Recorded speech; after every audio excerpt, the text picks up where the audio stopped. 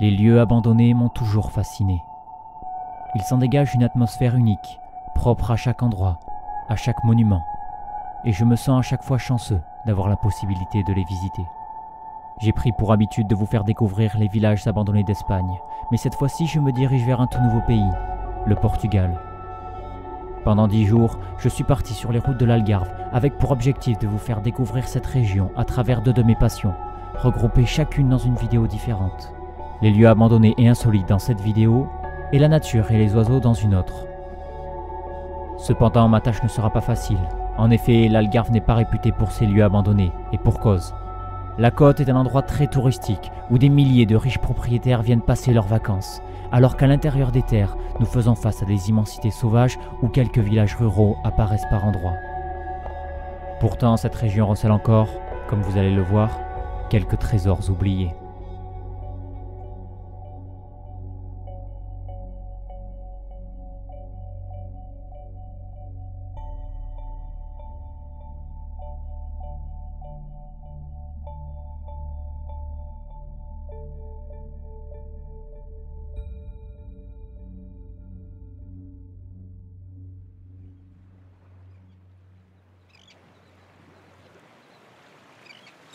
Mon premier jour, ce matin, découverte du petit village de Santa Lucia. Il y a vraiment une ambiance très particulière, c'est vraiment très sympa, il y a plein de pêcheurs, plein d'oiseaux, etc.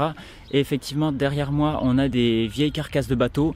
C'est, je pense, le premier endroit où je vais faire des photos ce matin. La lumière est pas terrible, très dure, mais peut-être que j'y reviendrai. Mais étant donné que je ne sais pas si je vais y revenir, on va commencer par quelques petites photos.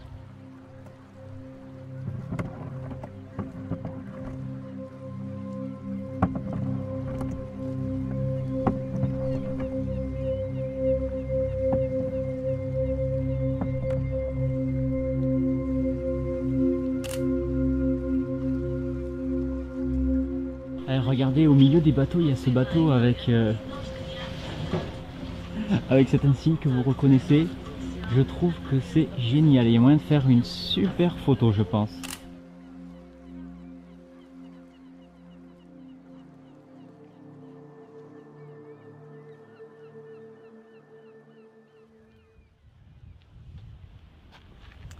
Bienvenue à tous, je me trouve ici à la Playa do Barril. Alors je peux dire le nom parce qu'ici on n'est pas dans un endroit qui est réellement secret et on n'est pas non plus dans un endroit qui est réellement abandonné, en tout cas plus aujourd'hui, même si ça rentre dans la catégorie de ces endroits qui sont un petit peu insolites. Derrière moi vous pouvez voir quelques ancres, alors vous dites ouais il y en a 3 ou 4, non non non non non. En fait derrière cette colline se cache vraiment un immense cimetière d'encre. Pourquoi il y a toutes ces encres? Tout simplement parce qu'au siècle dernier, il y avait un village de pêcheurs qui habitait ici. Donc tous les pêcheurs habitaient ici avec leur famille et le village a été complètement abandonné à la fin des années 60. Et toutes les encres qui ont été retrouvées ont été placées ici pour former un véritable cimetière. Alors les baraquements, tout ce qui servait d'habitation aux familles des pêcheurs ont aujourd'hui été réhabilités très récemment.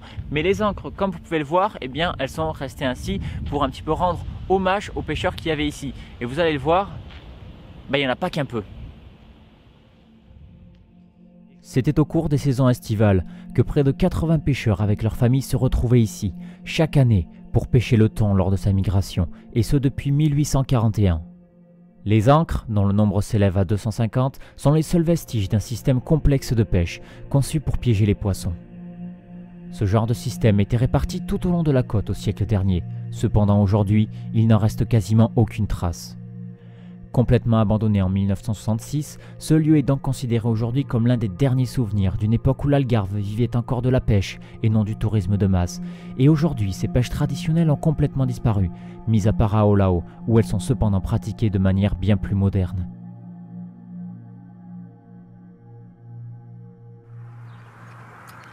Bon, je vous retrouve ici pour la première véritable exploration de ce voyage. C'est un endroit que j'avais repéré sur Maps et ça a l'air d'être vraiment le type d'endroit qu'il y a ici au Portugal du Sud. On est sur un complexe immobilier, mais complètement fou, complètement gigantesque. J'ai l'impression qu'il y a des 20, 30, peut-être même une cinquantaine de maisons, je sais pas, et qui est complètement abandonné, qui a jamais été peut-être même terminé, mais qui est là depuis de nombreuses années. Bon, clairement les maisons, il n'y a rien à l'intérieur, mais ça reste quand même le genre d'endroit que j'ai jamais vu tout simplement, et je pense qu'on peut en tirer des photos original. C'est complètement fou. Je suis entouré par des maisons. Regardez, on en voit là-bas. Et là, ici, on a aussi une série. C'est incroyable. Et on voit que la végétation a vraiment bien poussé. Allez. On est déjà ici au numéro 35, donc c'est qu'il y a au moins, je pense, une cinquantaine d'habitations. On dirait un mini Tchernobyl. C'est incroyable. Bon, l'exploration est vraiment sympa, c'est très original, mais j'arrive pas à faire de belles photos. En fait, c'est tellement vaste que on a du mal à le représenter en photo, je trouve. Il y a un bâtiment qui a l'air un peu moderne là-bas, genre qui a l'air un peu plus neuf que les autres. Peut-être essayer d'aller voir ça et peut-être mettre un coup de drone, parce que le drone ici vaut peut-être le coup. Ça permettra d'avoir une vision globale.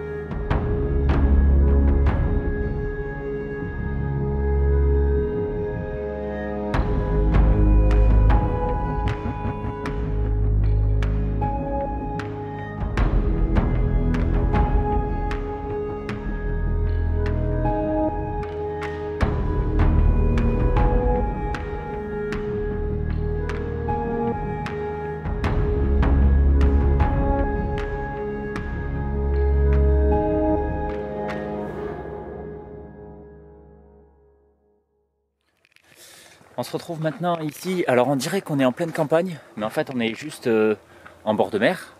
Pourquoi en bord de mer? Parce que comme je l'ai dit, on est dans une région qui est très touristique et il y a beaucoup de projets de villas de luxe qui n'ont jamais été terminés.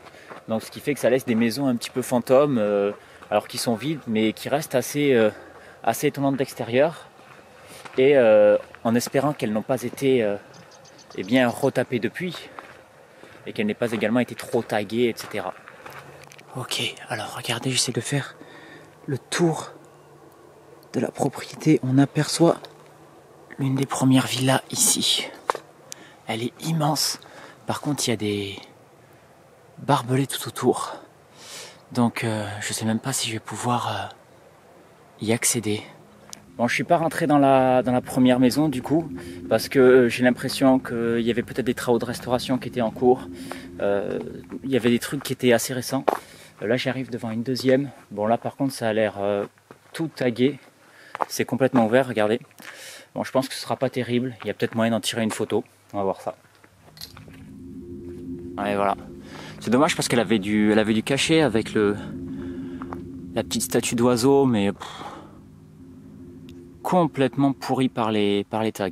Alors, on avait ici la piscine, mais malheureusement, c'est complètement tagué. Donc, pas terrible. Alors là, maintenant, je suis parti dans un quartier. Je sais pas s'il y a des maisons habitées, mais regardez plus loin. On a une espèce de gros palace abandonné. Oh, regardez-moi ça. C'était vraiment un projet luxueux, quoi. Alors, ça c'est la maison qu'on vient de visiter. Il y en a une autre là-bas. Et une encore ici, mais j'entends un chien. J'aime pas trop ça.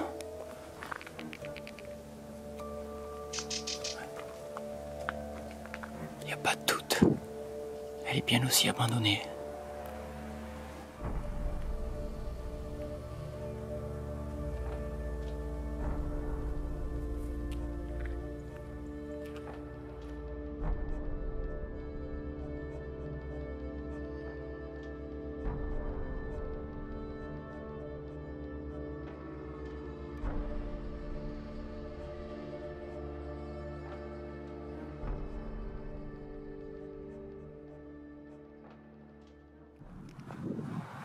Nouvelle journée au Portugal. Aujourd'hui, on quitte un peu la côte, direction un petit peu des terres. Alors, je vais en profiter pour découvrir un petit peu la région de mon côté, mais il y a un bâtiment que j'ai repéré pas très loin de là où je vais. Je vais faire un petit détour. Je m'attends pas à quelque chose forcément d'exceptionnel, mais il y a moyen que ce soit assez original. Je l'espère en tout cas. Je vous retrouve là-bas directement. Waouh, waouh, waouh. Ah ouais. Je m'attendais pas du tout à tomber sur quelque chose comme ça ici. Regardez les plafonds. Magnifique. Exceptionnel avec ces piliers couverts de miroirs. C'est vraiment un style d'architecture que j'ai jamais vu.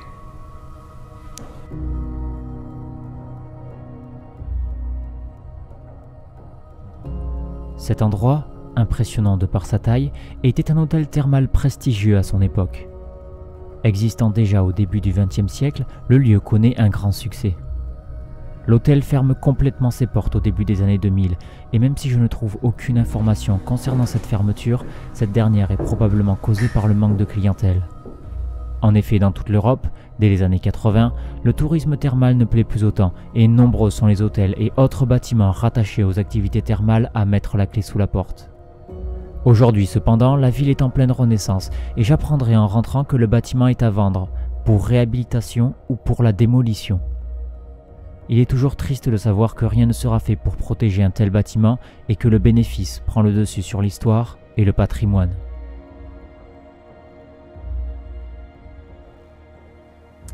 Alors j'ai quitté les villas luxueuses du bord de plage pour me rendre un petit peu dans les villes. Je suis dans la périphérie d'une des villes les plus importantes de l'Algarve et je me trouve en face d'un ancien palais du 19e siècle. C'était un palais absolument exceptionnel à l'époque puisque c'était un palais d'inspiration romantique, donc avec énormément de décors, de sculptures et notamment de très beaux plafonds tout en bois. Et c'est malheureusement ce qui lui a coûté un petit peu la vie puisqu'il y a 3 ans, un incendie a emporté toute la toiture en bois et nous allons voir aujourd'hui ce qu'il en reste.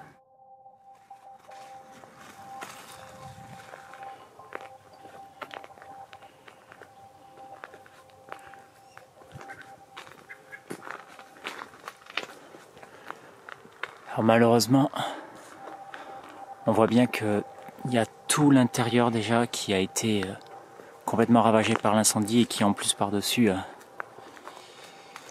il y a des taggeurs qui sont venus.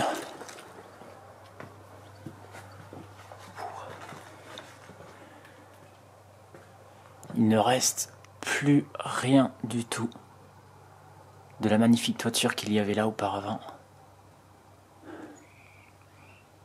On a encore quelques éléments typiques de la région. Oh là, quel dommage. Regardez-moi cette pièce. Elle devait être exceptionnelle.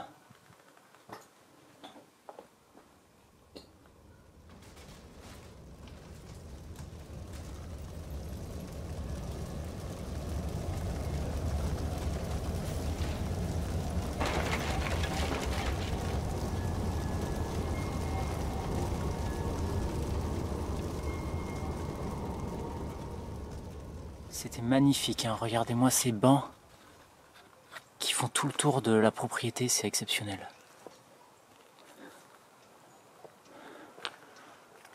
C'était vraiment une demeure très impressionnante. Waouh, waouh, waouh. Regardez ces plafonds. C'est vraiment dommage qu'on ait des tags un peu partout. Heureusement, ils n'ont pas pu aller détruire le plafond.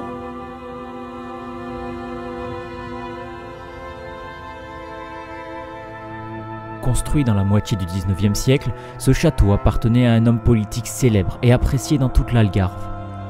Ce dernier voulait alors construire une résidence principale extraordinaire, inspirée des tendances romantiques de l'époque, mais sa construction prendra tellement de temps qu'au final, il n'y vivra qu'à la toute fin de sa vie et il mourra en 1896. Le bâtiment est dès lors délaissé et malgré quelques travaux de remise en état, le lieu se dégrade de plus en plus et ne sert que pour quelques activités culturelles de la commune, avant d'être racheté par un fonds financier étranger qui laisse le palais à l'abandon.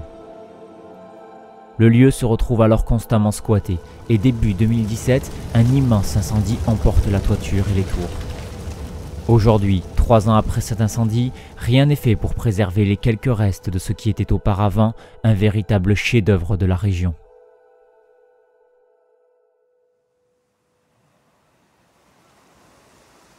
Après cette incursion dans les terres, je décide de revenir vers le littoral pour retourner voir ces fameuses villas abandonnées qui semblent être disséminées un peu partout sur la côte. Je trouverai alors un nouvel endroit particulièrement étonnant, un gigantesque projet immobilier fantomatique commencé autour des années 2010. Le complexe devait être divisé en 2 parties, un village comportant des dizaines d'appartements, puis plus loin un groupement de plus d'une 50aine de villas de luxe. Une décennie plus tard, il n'y en a pas plus de 20, et si quelques-unes sont en vente ou louées pour les vacances, la plupart n'ont jamais été habitées alors que d'autres n'ont même pas été terminées. Je n'ai cependant trouvé aucune information sur les causes de cet incident, mais l'impression que les ouvriers soient partis du jour au lendemain me fait penser à un budget insuffisant et par conséquent à un avortement du projet. Mais ce n'est pas tout. En effet, il fallait bien quelque chose pour occuper les habitants de ce lieu. Et c'était le but de ce parc aquatique, complètement envahi par la végétation. Le lieu, aujourd'hui très dangereux, est malheureusement inaccessible car entouré d'immenses barrières doublées de barbelés. Heureusement, il ne l'était pas pour mon drone et je pourrais donc vous ramener ces quelques images impressionnantes.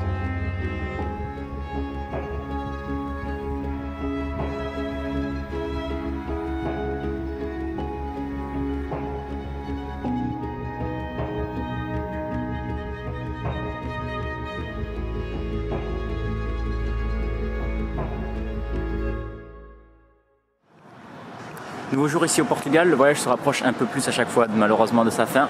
Je me retrouve aujourd'hui dans la capitale de l'Algarve et je me trouve devant l'église de Largo do Carmo et c'est juste incroyable. C'est pour moi l'une des plus belles églises que j'ai pu visiter et à l'intérieur il y a une chapelle qui est vraiment unique. Je ne sais pas s'il existe quelque chose comme ça en Europe, en tout cas je ne l'avais jamais vu.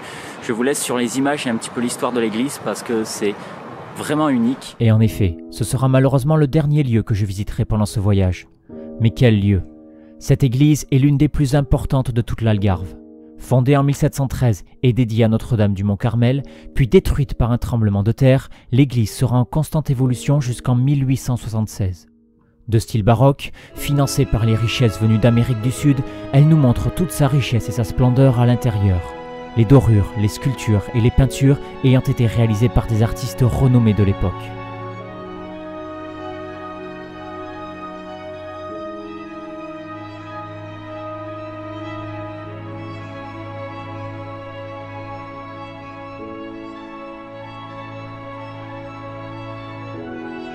Mais cette église cache également un secret bien plus étrange.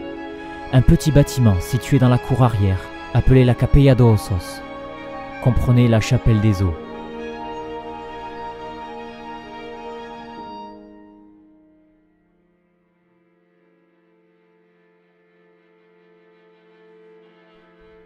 Plus d'1 millier d'ossements recouvrent les murs de cet édifice.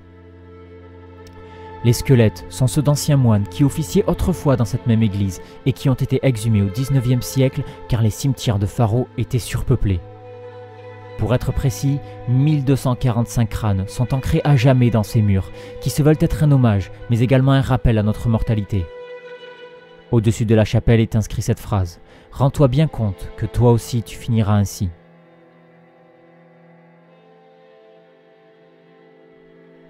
Et c'est donc ainsi que se terminera mon voyage. Au final, je n'aurai certes pas ramené des centaines de photos, mais les lieux que j'ai pu voir et visiter sont véritablement uniques en leur genre. Cette région n'est évidemment pas celle rêvée pour l'exploration urbaine, cependant je ne saurais que vous conseiller de faire attention et d'être toujours attentif si vous parcourez ces routes.